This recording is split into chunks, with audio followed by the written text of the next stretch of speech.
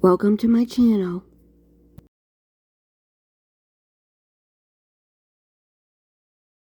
Today's video, I will be making Irish macaroni. You will need ground beef, cheddar cheese, garlic powder, garlic, 1 large onion. I'm using small, so I gotta use more. Medium shells, beef gravy, tomato sauce. If you'd like to see more videos like this, please subscribe. All recipes and media links is in the description below. On to the recipe. I have 1½ small onions and 1 clove of garlic. Back burner, we're going to add in the pan the jar of beef gravy. And I'll try to get all the gravy out of here because we don't want to waste it. And then we'll be adding the tomato sauce and garlic powder to it. We'll heat this up before we mix the meat in. Now we add the tomato sauce, which is 1 can. And then I'll be adding 1 tablespoon of garlic powder.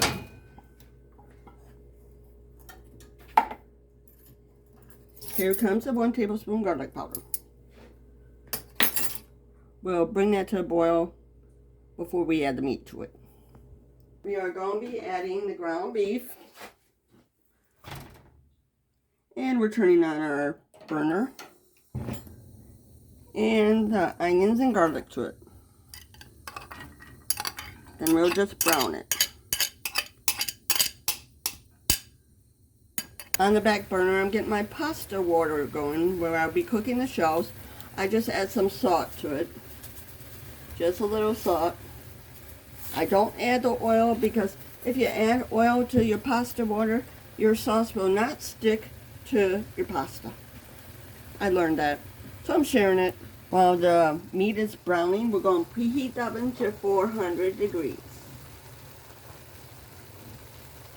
Now we'll give it a quick stir. Make sure. And yes, we might have to drain the grease. I know at the end I can drain the grease, but we might have to do it before then. We just keep flipping it over.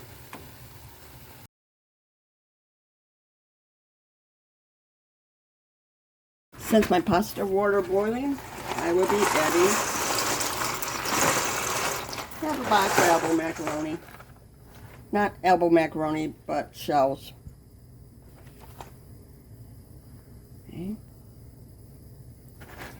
I just added half a box of shells to the boiling water and stir it up, and you're going to cook it until it's tender. Then I'll be warming up my sauce, bringing it to a boil. First thing I'll do is mix it up to make sure everything gets incorporated. One thing to notice, if you actually do make too much of the pasta, you can get another meal out of it. Just combine it with Parmesan cheese and garlic with butter. And just toss it in that. It'll be just as good with that too.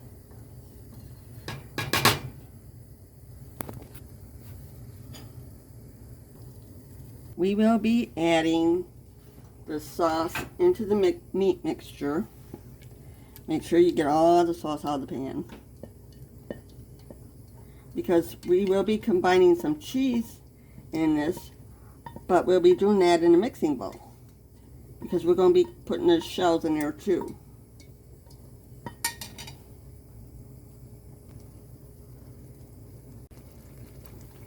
Now I'm mixing it up, and you're actually going to cook this an hour. You got to stir it up from time to time. The longer it cooks, the more flavor it has. Make sure to stir up the pasta so it don't stick to the bottom of the pan. Make sure to stir it up so it doesn't stick to the bottom of the pan. And to add the cheese to it, they said a cup. I put a whole 8-ounce bag of cheese in it. Now I'm going to mix it up. I did not use a bowl like I was planning. I'm using a pan. Why dirty extra dishes when you can actually use a pan that you actually cook the pasta in? Now, we got that mixed in. Now we're going to add the pasta. Add it in small quantities, that way you know how much you're putting in. So I'm going to add half of it and stir it up to see if I need to add more. Because we want it meaty. I'm a messy cook. Let me get this cleaned up. Yeah, I'm a messy cook. But I cook good stuff. Now I just mix this up.